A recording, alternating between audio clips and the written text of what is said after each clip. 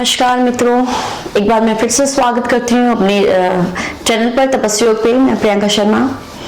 चलिए, अपनी क्लास प्रारंभ होने से पहले हम एक बार मंत्र का उच्चारण करेंगे। सभी सीधे बैठेंगे, कमर गर्दन सीधी करें, दोनों हाथ ज्ञान मुद्रा, कोमलता से आंखें बंद करें, पूरा ध्यान अपनी श्वासों पर केंद्रित करें। धीरे धीरे मन को शांत करें। आती जाती श्वास को महसूस करें।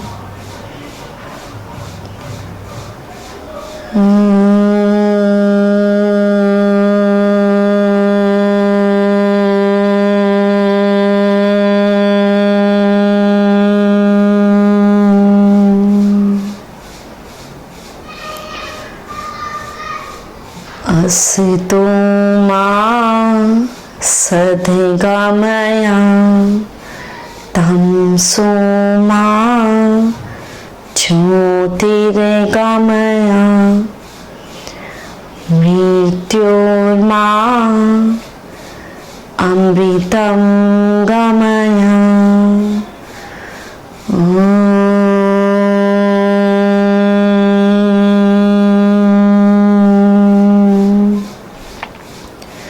शांति शांति शांति।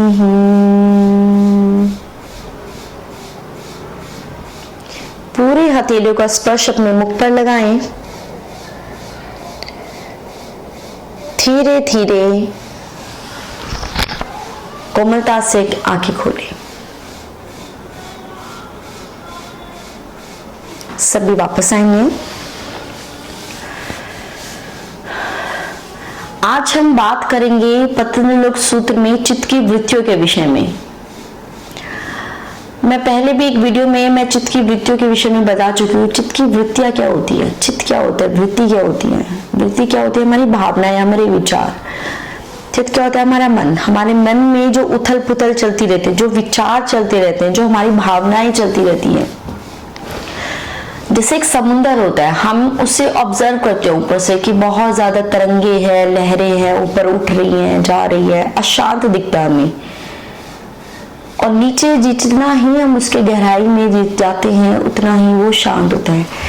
ऐसे ही हमारा मन है, हमारी आत्मा है।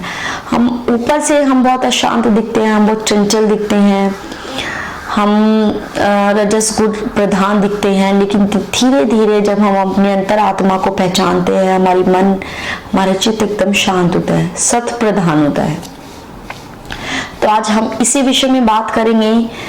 चित्त की वृत्तियां महर्षि पतंजलि ने 5 प्रकार की बताई हैं: प्रमाण, विपर्य, विकल्प, निद्रा और स्मृति।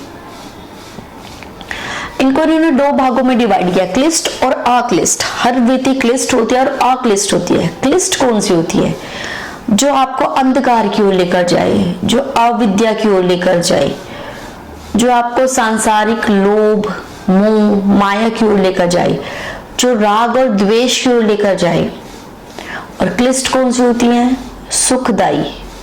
क्लिष्ट आपको दुख देती हैं, और अक्लिष्ट जो सुखदायी होती है, जो आपको इन चीजों से दूर लेकर जाए, मोक्ष का रास्ता दिखाए, सही मार्ग दिखाए, अविद्या का नाश करे, ये होती है अक्लिष्ट।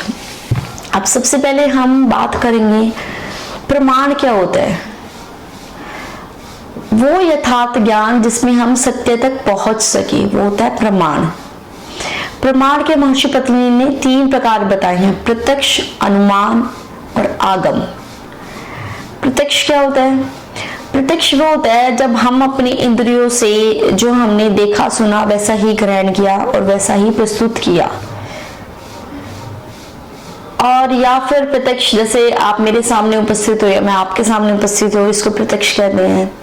आप मेरी बातें सुन रहे हो, इसको प्रत्यक्ष कहते हैं। लेकिन ऐसा नहीं होता। कई बार हम अपनी क्लास में ऑब्जर्व करते हैं, बहुत सारे स्टूडेंट्स होते हैं, वो प्रत्यक्ष रूप से हमारे सामने प्रेजेंट होते हैं, अपनी इंद्रियों से ज्ञान भी ग्रहण कर रहे होते हैं, उनकी कर्मेंद्रियां भी काम कर रही होती है, ज्ञानेंद्रियां भी, लेकिन उनकी चेतन अवस्था जागृत नहीं होती।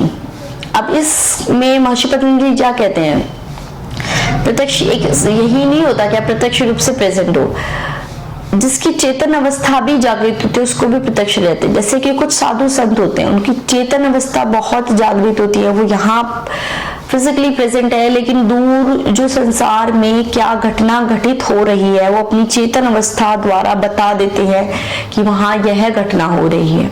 इसको भी प्रत्यक्ष कहते हैं। अनुमान क्या कहा है? अनुमान क्या होता है?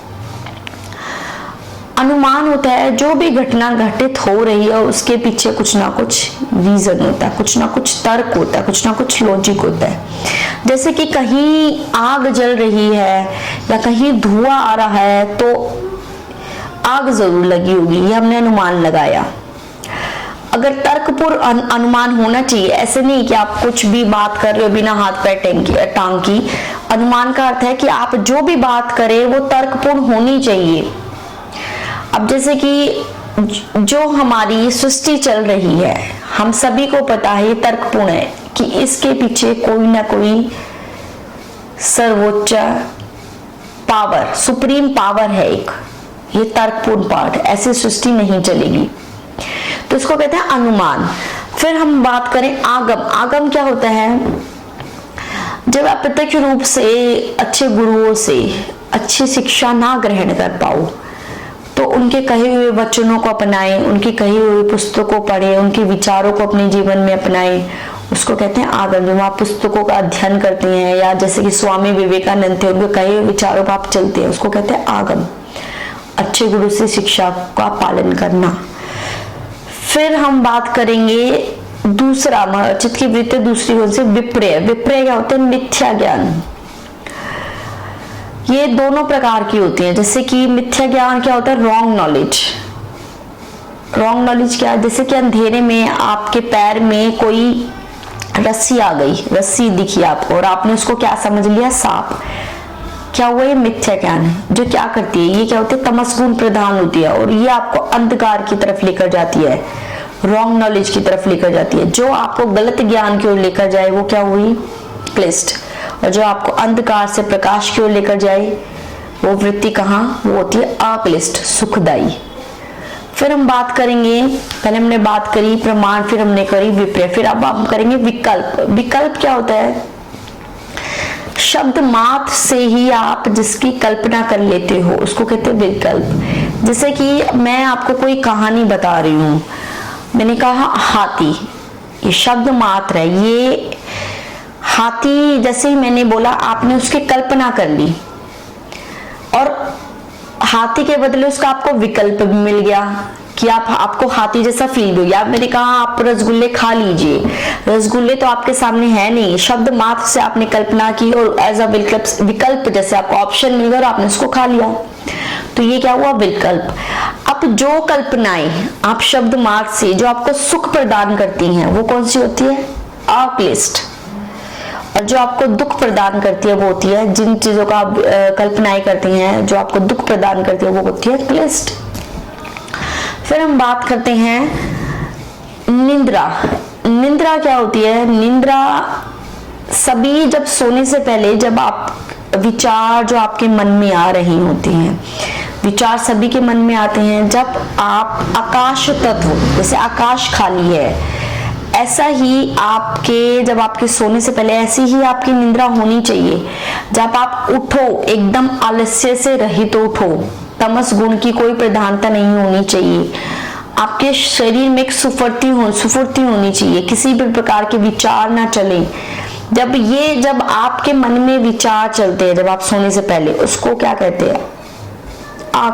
क्लिष्ट, जो आपको दुखदाई, जो आपको दुख प्रदान करती है, जो आपको थकान महसूस करती है। आप सोने के बाद भी हमेशा तमस्कुर प्रधान रहते हैं, लेकिन जब आपके सोने से पहले आपका विचार एकदम आकाश तत्व की तरह खाली होते हैं और एकदम आप सुख की अनुभूति करते हैं, सुख प्रदान, आपको जो निद्रा सुख प्रदान करती है उसको कहते हैं आक्लिष्ट।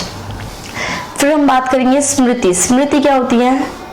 जो आपकी यादें हैं, जो आपकी रिमेम्बरेंस है, जो आपके कितने संस्कारों से आपके चित्त में पड़ी हुई है, मतलब जो विचार, जो यादें होती हैं, जो यादें आपको सुख प्रदान करें, जो अच्छी यादें होती है उनको क्या कहते हैं? अक्लिष्ट, और जो दुखदाई होती है उनको कहते हैं क्लिष्ट। तो ऐसी यादों को याद करें जो आपके लिए सुखदाई हैं। ये हमारे चित्त में बहुत संस्कारों से, हमारे चित्त में, हमारे विचार, हमारी भावनाओं में होते हैं, जिन्हें हम सोचते रहते हैं, होते स्मृतियां।